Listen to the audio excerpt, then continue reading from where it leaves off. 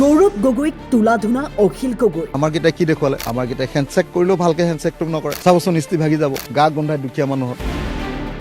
চাহাবী ষ্টাইলত থাকিলে কেতিয়াও বিজেপিক হৰুৱাব নোৱাৰে। হিমন্ত বিশ্ব শৰ্মাৰ কাপোৰ ইস্ত্ৰি, মুখ্যমন্ত্ৰী কাপোৰ ইস্ত্ৰি থাকে নেকি? আমাৰ কেইটাৰ একদম ফ্ৰিয়া ইস্ত্ৰি, দীঘল একদম চিধা ইস্ত্ৰি থাকিব লাগে। ওচৰলৈ মানুহে খুন্দা মাৰি দিব, দেখিব নেকি এনেকে? ঘৰৰ কাষৰ মানুহকে চিনি নাপায় গৌৰৱ গগৈ। নিজকে চাহাব বুলি ভাবে গৌৰৱ গগৈয়ে। ভাবিছিলে চিধাই CM হৈ যাম। আমি একেবাৰে মানে ওচৰৰ, কিন্তু আজিলৈকে দেখা নাই। তেওঁৰ হেৰিটো মানে চাহাবী ষ্টাইল আৰু। বতৰৰ মানুহৰ লগত কোনো সম্পৰ্ক নাই। মই তেখেতৰ ঘৰৰ ওচৰতে, আজিলৈকে তেখেতে মোক চিনি নাপায়, মোকতো নামো নাজানে, মোক একো কয়। চবতকৈ ডাঙৰ কথা, এই বুথটোত তেওঁৰ পৰিয়ালৰ প্ৰায় 100ৰ পৰা 120টা ভোট আছে। তাৰপিছতো তেওঁ এই ভোটটোত পৰাজিত হৈছে। তেওঁ এজন অতি অহংকাৰী ব্যক্তি, তেওঁক সকলোৱে জানে। তেওঁ আমাৰ এই বুথটোৰ তেওঁ যদিও বাসিন্দা, কিন্তু তেওঁক এই সকলোৱে কৈছে তেওঁৰ ঘৰটোত থকাৰ কথা নেদেখে। কিন্তু মই তেওঁৰ দলৰ লগত আগতে জড়িত আছিলোঁ, আপোনালোকে জানে। তেওঁ এই ঘৰটোত আজিলৈকে থাকিয়ে পোৱা নাই। এইবাৰ তেখেতে যেতিয়া MLA ইলেকশ্যন কৰিছে, ৰাইজৰ প্ৰতিনিধি হৈছে, তেওঁ এটলিষ্ট ওচৰৰ মানুহখিনিৰ লগত অকণমান চিনাকি হ'বলৈ, তেওঁ মানি লৈছোঁ দূৰত থকাৰ কাৰণে ওচৰৰ মানুহে তেখেতক চিনি নাপায় বা তেখেতেও কাকো চিনি নাপায়। আমি কিন্তু তেখেতক চিনি পাওঁ, নোপোৱা নহয়। তেওঁহে নাপায়।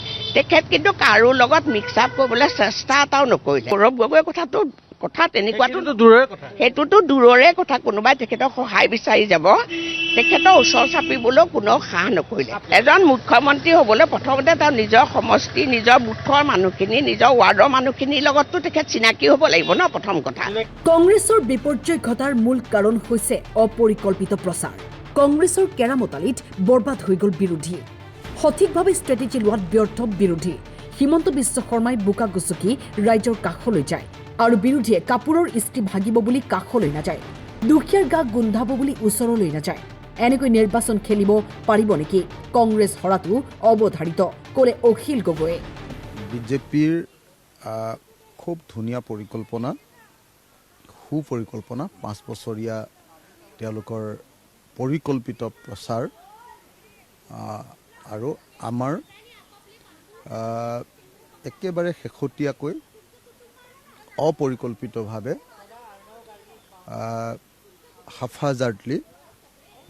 হাফ হাৰ্টেডলি কৰা প্ৰচাৰ।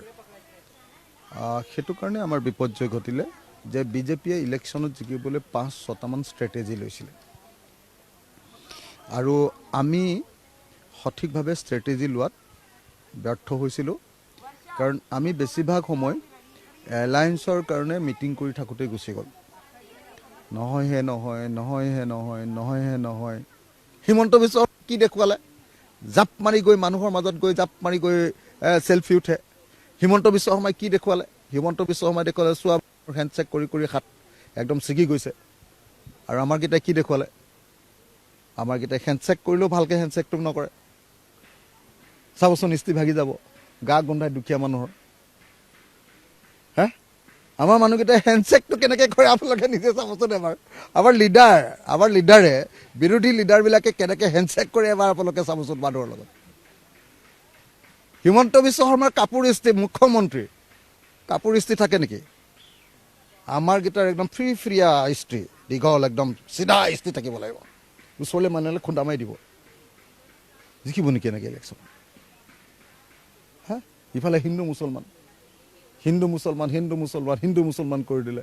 ইফালে আপোনালোকে চাওক, হিমন্ত বিশ্ব শৰ্মাই ইলেকশ্যনত কেইবাৰ কেম্পেইন কৰিছে।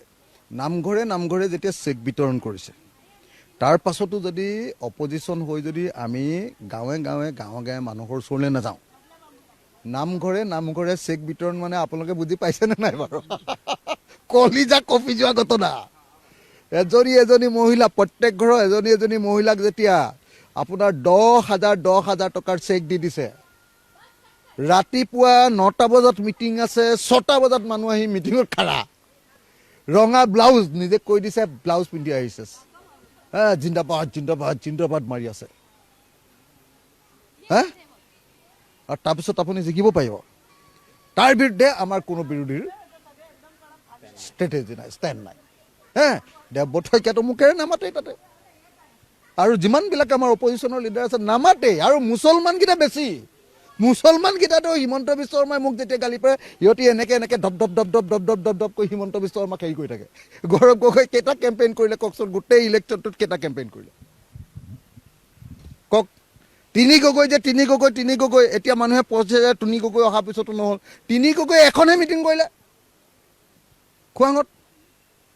খোৱাঙত অকল এখন মিটিং কৰিলে মোক ৰাহুল গান্ধী অহা মিটিংখনলৈ নামাতিলে মই গৌৰৱক কৈছিলোঁ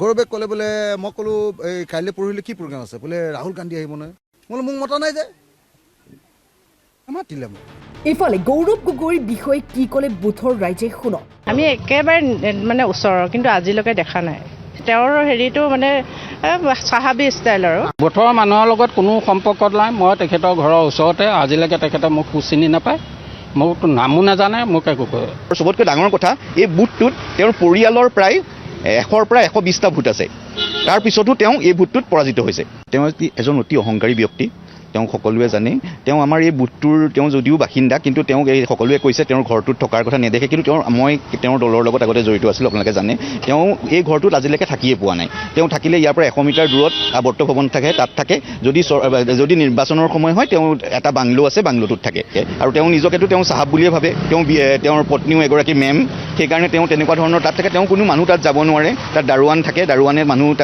তাত সুধি পেলাইহে সোমাব পাৰে কোনো কাৰো লগত তেওঁৰ হেৰি নাই তেওঁ ভাবিছিলে মই চিধাই CM হৈ যাম এইবাৰ তেখেতে যেতিয়া MLA ইলেকশ্যন কৰিছে ৰাইজৰ প্ৰতিনিধি হৈছে তেওঁ এটলিষ্ট ওচৰৰ মানুহখিনিৰ লগত অকণমান চিনাকি হ'বলৈ তেওঁ মানি লৈছোঁ দূৰত থকাৰ কাৰণে ওচৰৰ মানুহে তেখেতক চিনি নাপায় বা তেখেতক কাকো চিনি নাপায় আমি কিন্তু তেখেতক চিনি পাওঁ নোপোৱা নহয় তেওঁহে নাপায় তেখেত কিন্তু কাৰো লগত মিক্স আপ কৰিবলৈ চেষ্টা এটাও নকৰিলে গৌৰৱ গগৈৰ কথা তেনেকুৱাতো সেইটোতো দূৰৰে কথা কোনোবাই তেখেতক সহায় বিচাৰি যাব তেখেতৰ ওচৰ চাপিবলৈও কোনেও সাহ নকৰিলে এজন মুখ্যমন্ত্ৰী হ'বলৈ প্ৰথমতে তেওঁ নিজৰ সমষ্টি নিজৰ বুথৰ মানুহখিনি নিজৰ ৱাৰ্ডৰ মানুহখিনিৰ লগততো তেখেত চিনাকি হ'ব লাগিব ন প্ৰথম কথা ব্যুৰো ৰিপৰ্ট টাইম 8